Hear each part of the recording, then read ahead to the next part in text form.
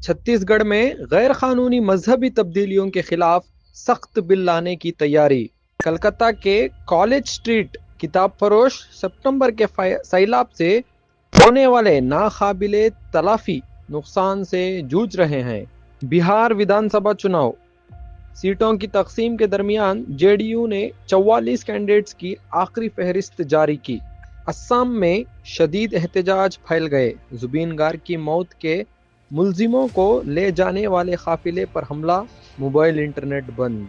اسرائیل کی طرف سے لوٹی گئی 45 فلسطینی میتوں پر تشدد اور پھانسی کے نشانات ملے۔ یہ سے بنی تصویریں بھارت میں مسلمان مخالف نفرت کے عروج کو ہوا دے رہی ہیں۔ کرناٹکا سرکاری جگہوں پر تنظیموں یا اداروں کی سرگرمیوں کے لیے اجازت لازمی، وزیر منڈل کا فیصلہ۔